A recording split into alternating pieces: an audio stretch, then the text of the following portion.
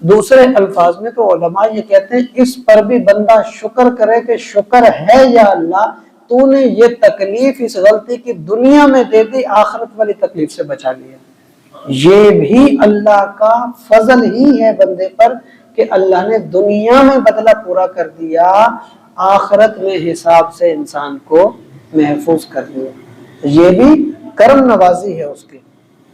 اسی کے آگے اللہ تعالیٰ نے آخر میں فرمایا کہ یہ جو اللہ کے علاوہ عبادت کرتے ہیں نا بتوں کی، یہ کوئی چیز نہیں، یہ شیطان کے پیچھے چلتے ہیں۔ تو بات کی شیطان کی، اب اللہ تعالیٰ نے بتایا یہ جو شیطان کا ذکر آیا کہ ابھی وہ شیطان کی مرضی کے پیچھے چلتے ہیں، تو شیطان کیا ہے؟ فرمایا لعنہ اللہ، شیطان وہ ہے جس پہ اللہ نے لعنت کی ہے۔ اللہ کی رحمت سے دور ہے شیطان، مردود ہے شیطان، یہ بالکل اللہ کی رحمت سے مایوس کر دیا گیا ہے شیطان۔ تو اب ظاہر سی بات ہے کہ جو خود اللہ کی لعنت کا مستحق ہو، اب اگر کوئی اس کی پیروی کرے گا، اس کے راستے پہ چلے گا تو اس کی منزل کیا ہوگی؟ کیونکہ شیطان کی منزل ہے اللہ کی لعنت۔ جو انسان ہو کے شیطان کے پیچھے چلے گا تو اس کی منزل کیا ہوگی؟ جس کے پیچھے چلا وہی منزل اس کی بنے گی نا۔ تو اس لیے کہا جا رہا ہے کہ شیطان کے پیچھے نہ چلو۔ شیطان کیا ہے؟ شیطان اللہ کا لعنت کیا ہوا ہے۔ تو اور یہ وجہ کیا ہے؟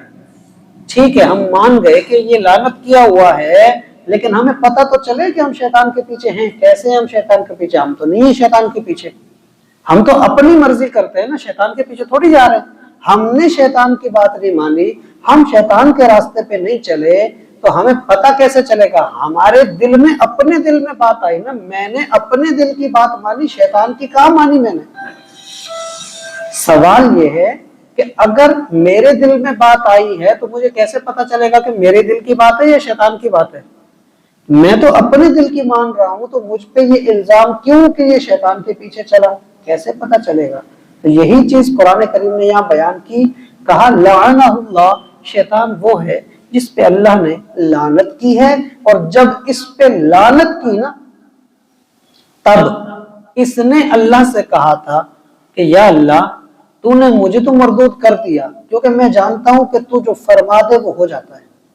تو نے مجھے کہہ دیا کہ تو لعنتی، تو اس کا مطلب یہ کہ اب میں تو ختم، میں تو تباہ ہو گیا۔ لیکن اس کے ساتھ ساتھ ایک چیز اور ہے، وہ اور چیز یہ ہے، فرمایا وَقَالَ لَأَتَّخِذَنَّ مِنْ عِبَادِكَ، یا اللہ میں ضرور پکڑوں گا ان لوگوں میں سے جو تیرے بندے ہیں، تیرے بندوں میں سے میں ضرور ان کو پکڑوں گا، نصیبا مفروضا، اپنا مخصوص حصہ۔ اس سے مراد یہ ہے کہ اس نے کہا تھا یا اللہ میں اکیلا نہیں جاؤں گا جہنم میں ضرور تیرے بندوں میں سے اپنے جو ہے نا پکڑ کے اور اپنے ساتھی بنا کے اپنے ساتھ لے کے جاؤں گا، میں اکیلا جہنم میں نہیں جاؤں گا۔ اب ایک چیز اللہ نے واضح کی کہ دیکھو تم شیطان کے راستے پہ چل رہے ہو، ہمیں ماننا پڑے گا۔ شیطان ہے کون؟ اللہ نے فرمایا وہ اللہ کا لعنت کیا ہوا ہے، ماننا پڑے گا۔ اچھا شیطان کے راستے پہ ہم کیوں ہیں؟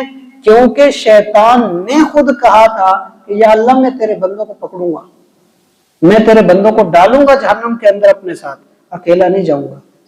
بات تو ٹھیک ہو گئی کہ شیطان نے کیونکہ کہا، شیطان اس لیے کوشش کر رہا ہے۔ اب ہم کہتے ہیں کہ ٹھیک ہے ہم مان لیا، اب ہمیں پتہ تو چلے کہ شیطان کے راستے ہیں کون کون سے، شیطان کا طریقہ کیا ہے ہمیں پکڑنے اور ہمیں پھنسانے کا۔ شیطان کا طریقہ پتہ چلے گا تبھی تو بچ سکیں گے نا۔